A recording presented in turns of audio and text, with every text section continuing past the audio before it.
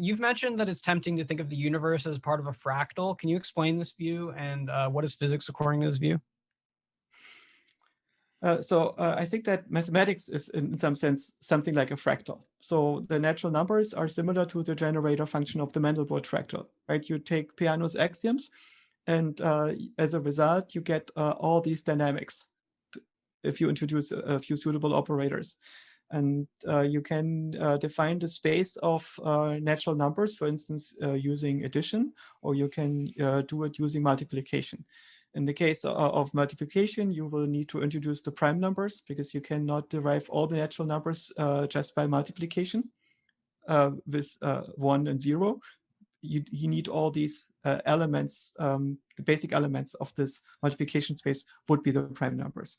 And now there is the question, is there an elegant translation between the space of multiplication and the space of addition? So maybe has to do with the Riemann zeta function, right? We don't know that.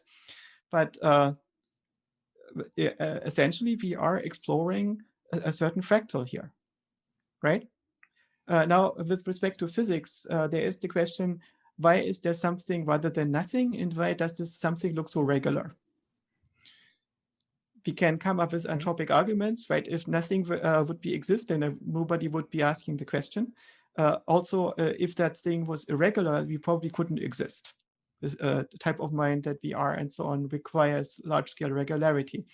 But it's still very unsatisfying because this thing that something exists rather than nothing should have an explanation that we want to make as simple as possible.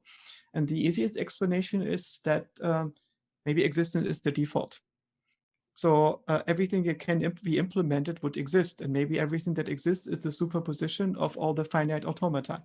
And as a result, you get something like a fractal, and in this fractal, there is us. This idea that the universe can be described as an evolving cellular automaton is quite old. I think it goes back to Suse's Rechnender Raum, and it's been formulated in different ways by, for instance, Fredkin and Wolfram and a few others. Yeah. But again, it's equivalent to saying that the universe is some kind of automaton, some kind of machine that takes a starting value or starting configuration, and then, or any kind of configuration, and then moves to the next configuration based on a stable transition function.